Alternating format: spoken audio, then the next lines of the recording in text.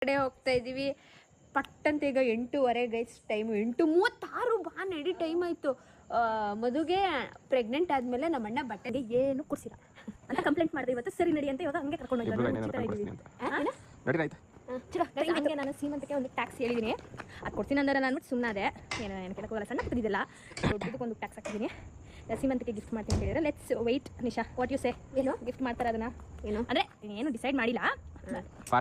ಅಲ್ಲ ನಿನಗೆ ಬರೀ ಅದರಲ್ಲೇ ಸಾರಿ ಗೈಸ್ ಕೇಳಿದ್ದೀನಿ. ಅವನು ಟೈಮ್ ಮಾಡ್ತಾ ಇರೋದು 9 ಗಂಟೆ ಕ್ಲೋಸ್ ಆಗಿ ಕೇಳಿದ್ದೀನಿ.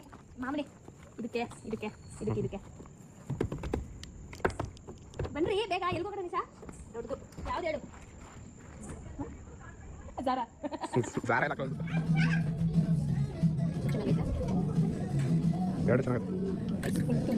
ನಾನು ಆ್ಯಕ್ಚುಲಿ ಬಟ್ಟೆ ತಗೊಳ್ಳೋದು ಹಿಂಗೆ ಅಂದರೆ ಆಗ ನೋಡಿದ ಮೇಲೆ ನಾನು ತಗೊಳ್ಳೋದು. ಬಟ್ ಇವತ್ತೇನೋ ನೋಡಲ್ಲ, ಹಂಗಾಗಿ ಹಂಗೆ ಪಿಕ್ ಮಾಡ್ತಾ ಇರೋದು. ಇದು ನಮ್ಮ ಅಣ್ಣ. ನಾನು ಹೊಸದು ಅಂದರೆ ಆಚೆಗಡೆ ಹಾಕೊಳ್ಳೋಕೆ ತಗೋತಿಲ್ಲ, ಮನೆಗೆ ಹಾಕೊಳ್ಳೋಕ್ಕೆ ಇಲ್ಲ ನನ್ನ ಹತ್ರ. ಅಂದರೆ ನೈಟ್ ವೇರ್ಸ್ ಎಲ್ಲ ಸ್ವಲ್ಪ ಹಾಕೊಳ್ಳೋಕ್ಕಾಗಲ್ಲ, ಈಗ ಸ್ವಲ್ಪ ಸೈಜು ಚಿಕ್ಕದು. ಶೂ ಈ ಥರ ಆಫ್ ಹಾಕೊಳ್ಳೋ ಥರ ತಗೊಂಡಿದ್ದೀನಿ 3. ಅವಳು ನೋಡಿಗೆ ಸಂಗೀತ ತೊಳೆ, ಅವಳೆಲ್ಲ ಚೆನ್ನಾಗಿರೋ ತಗೋತಾಳೆ. ನನಗೆ ಸಾಕು ಈ ಥರದವೆ, ಈ ಥರದ್ದು ಬೇಕಾಗಿತ್ತು ನನಗೆ. ಸೊ ಹಂಗಾಗಿ ಪಾಪ ನಮ್ಮ ಅಣ್ಣ ನೋಡಿ ಗೈಸ್. ಇದು ನಿಮ್ಮ ಹೆಂಡ್ತಿದಾ? ನಿಮ್ಮದು ಹೋಗಿ ನೋಡಬೇಕಿತ್ತು. ಅದು ಫಸ್ಟ್ ಟೈಮ್ ನಾನು ಎಷ್ಟು ಮಂದಿ ನನಗೆ ಶಾಪಿಂಗ್ ಮಾಡೋಕ್ಕೆ ನನ್ನ 5 ವರ್ಷದ ಇಷ್ಟರಲ್ಲಿ ಫಸ್ಟ್ ಟೈಮ್ ನನಗೆ ಅಂತ ಒಂದು ಜೊತೆ ಬಟ್ಟೆ ಸೆಲೆಕ್ಟ್ ಮಾಡಿದ್ದಾರೆ. ಓ ಶಬಾಸ್, ಅವ್ರದ್ದು ಸೆಲೆಕ್ಷನ್. ಗೈಸ್ ನಾನು ಹಾಕಿ ನೋಡಿದೆ. ಜೀನ್ಸ್ ಹಾಕೊಳ್ಳೋಕ್ಕಾಗಲ್ಲ, ಟಾಪ್ಸ್ಗಳು ಹಾಕೊಳ್ಳೋಕ್ಕಾಗಲ್ಲ, ಸ್ಲೀವ್ಲೆಸ್ ಹಾಕೊಳ್ಳೋಕ್ಕಾಗಲ್ಲ. ಸೊ ಹಾಗಾಗಿ ಸ್ವಲ್ಪ ಕುರ್ತಾಗಳು 1-2 ಜೊತೆ ಕುರ್ತಾ ತೊಗೊಂಡೆ. ಏನು ಅನ್ಕೋತಾಳೆ ಗೈಸ್? ರೈಟ್ ಸೈಡ್ ಲೆಫ್ಟ್ ಇವಾಗೆಲ್ಲ ಹಿಂಗೆ ಹಾಕೋಬೇಕು ಫ್ರೀಯಾಗಿ. ಪ್ಯಾಂಟ್ ಎಲ್ಲ ಹಾಕೋಕ್ಕಾಗಲ್ಲ, ಆರಾಮಾಗಿ ಹಾಕ್ಕೊಂಡು ಸಿಗೋರ್ಬೇಕು ಅಷ್ಟೇ. ನಾನೇನೇನು ತೊಗೊಂಡೆ? ಅವಳದು ತೋರಿಸ್ತೀನಿ ಜಸ್ಟ್ ಫನ್.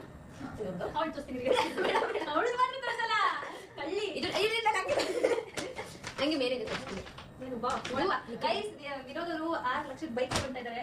Rich kid. ಬನ್ನಿ ಒಳಗೆ ಬನ್ರಿ ಬನ್ರಿ ಬನ್ನಿ. ಅಲ್ಲಿ ವಿಡಿಯೋ ಮಾಡ್ತಾ ಇದ್ದೀನಿ, ಹೇಳಿ ಸ್ವಲ್ಪ ನಿಮ್ಮ ಬಗ್ಗೆ. ಹೆಂಗೆ ಹೇಳಿಲ್ಲ ಕಂಗ್ರ್ಯಾಚುಲೇಷನ್ಸ್. ನಾನು ಅದಕ್ಕೆ ಹೇಳ್ತಾ ಇದ್ದೀನಿ ಅವನಿಗೆ ಬೇಡ 6 ಲಕ್ಷ ಕೊಟ್ಟೆ ಏನಕ್ಕಿಂತ ಗಾಡಿ ತಗೊಂಡ್ಬಿಡು ಅಂತ. ಇದು ನೀನು ಚೆನ್ನಾಗಿ ಕಾಣಲ್ಲ ಅನ್ಸುತ್ತೆ ಮದು. ಹೌದಾ? ಚೆನ್ನಾಗಿ ಕಾಣುತ್ತೆ ಅನ್ಸುತ್ತೆ. ಇವಳೋಳ ನನ್ನೊಬ್ಳು ಏನು ಬಟ್ಟೆ ಬಟ್ಟೆ ಬಟ್ಟೆ ಬಟ್ಟೆ ಅಂತಾಳೆ.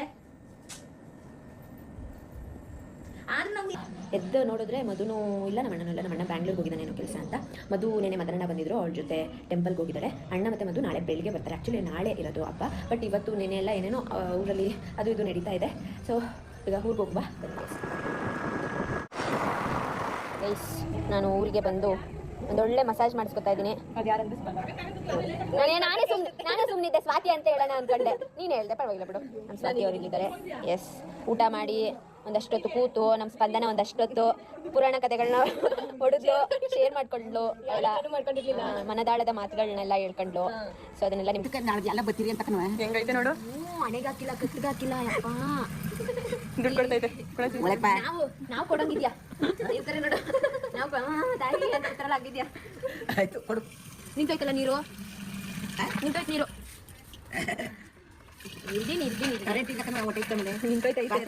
ಯಾರು ವಿಡಿಯೋ ಮಾಡಿ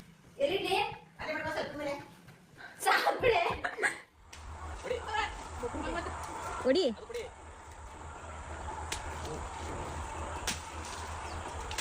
ನಾವು ಮಾವಿನಕಾಯಿ ಕಿತ್ಕೊಂಡ್ಬಂದ್ವಿ. ಮಾವಿನಕಾಯಿ ತೊಳೆದು ಮಾವಿನಕಾಯಿ ರೆಸಿಪಿ ಮಾಡಿದೀವಿ ನೋಡಿ. ಅದು ಇನ್ಸ್ಟಾದಲ್ಲಿ ಸ್ಟೋರಿ ಬರುತ್ತೆ. ನ್ಯಾಚುರಲ್ ಆಗಿರ್ಲಿ ಅಂತ. ನಾಳೆ ಬೆಳಗ್ಗೆ ಸ್ನಾನ ಮಾಡ್ಬೇಕಾಯ್ತದೆ ಅಂದ್ಬಿಟ್ಟು ಈಗಲೇ ಸ್ನಾನ ಮಾಡ್ಕೊಂಡವ್ರೆ. ಜಾಮೂನ್ ನಾಳೆ ಮಾಡೋ ಬದ್ರು ಇವತ್ತೇ ಮಾಡ್ಕೊಂಡು, ಅಯ್ಯೋ ಆಗ್ಲೇ ಎಷ್ಟೊಂದಾಗೋಯ್ತಾ. ನಾಳೆ ಮಾಡ ತರಕಾರಿ ಸಾರ್ಗುನು ಈಗಲೇ ತರಕಾರಿ ಹಚ್ಕೊ ಅಂತ ಸ್ವಾತಿಗೆ ಕೊಲೆ ಕೊಡ್ತವ್ರೆ. ಬೆಳಿಗ್ಗೆ ಮಾಡಲ್ಲ ತಾನೆ, ಬೆಳಿಗ್ಗೆ ತಿಂಡಿ ಮದರಣ್ಣ ಬರ್ಬೋದು ಅನ್ಸುತ್ತೆ ಮಮ್ಮಿ ಅಷ್ಟೇ. ನಾನು ಮಾತ್ರ ಇವತ್ತು ಬೇಗ ಬಂದೆ ಅಷ್ಟೇ ಗೈಸ್. ಇವಾಗ ಊಟ ಮಾಡ್ಕೊಂಡು ಮಲ್ಕೊಳ್ಳೋದು.